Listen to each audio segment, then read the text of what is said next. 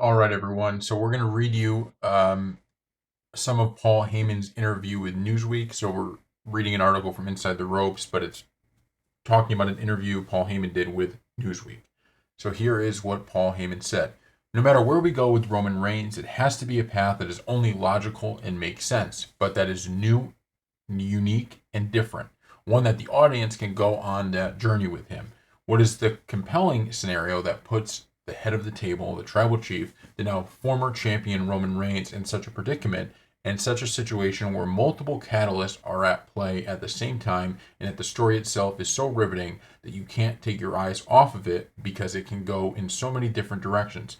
Roman Reigns returned at SummerSlam 2020. That Friday, he was on television. The last 5 seconds of the television show, we revealed Roman Reigns was with Brock Lesnar's advocate, Paul Heyman. What does this mean for WWE? That weekend, he's in a triple threat match against The Fiend and Braun Strowman. He becomes the Universal Heavyweight Champion. His first appearance in an interview was that following Friday with me with the title on the shoulder. Up until this week at SummerSlam, you have never seen Roman Reigns in an extended piece of business on television and not be the champion. He has been the champion this entire run. The entire Bloodline story has been with Roman Reigns as champion. So we're going to stop here before we continue to read.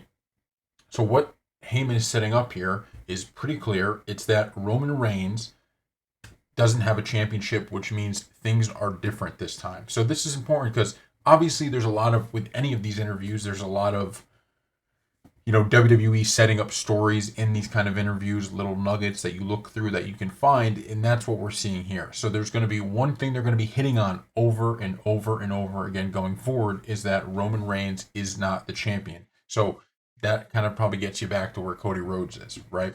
All right, we're going to read another part. We are now in a new era of the Bloodline story with Roman Reigns as not the champion.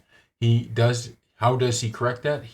How does he take back the name of Tribal Chief? Who is the head of the table? Solo or Roman Reigns? Jimmy is not here. Jay is not here. The wise man is not back yet. How does Roman Reigns deal with those on his own? Is this a revenge yarn like an old spaghetti western where one man goes back, cleans up the village, and gets his revenge?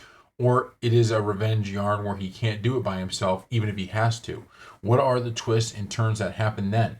We have a long road ahead of us. All I can say is, for me, how I see the trajectory of it and in the many ways we can go about it, it's going to be fascinating and will hopefully put our past 4 years of work to shame.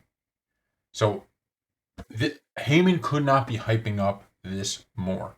And it's interesting, once again, because if we're looking at this from a standpoint of him dropping little hints, so he's hinting at a lot. He's saying, is Roman going to go his own way, or is he going to need Jimmy and Jay and the wise man, which, is Paul Heyman?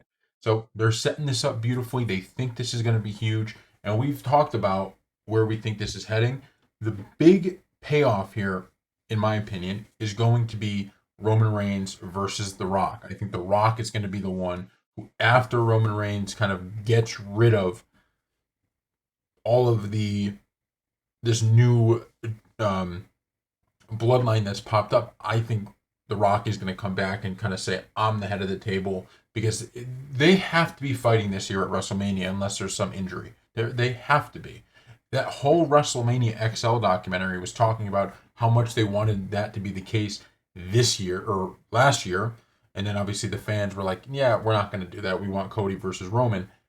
The whole thing was about that. Next WrestleMania is going to have Roman versus The Rock. It just, you could write it down unless there's some injury. And if I'm wrong, I'll be wrong. But I really don't see a way that it's not. I really just do not see a way. And so the only question is, there's going to be a rivalry with Cody Rhodes at some point. We've seen that hinted. The only question is, does that come before he faces The Rock at WrestleMania? Or does that come after? Because I could see something where The Rock comes back and that match is for a shot at the title or something like that. Or they could do a day one, day two deal. There are so many different things they could do. It is going to be exciting. So thank you all for watching, and we will see you next time.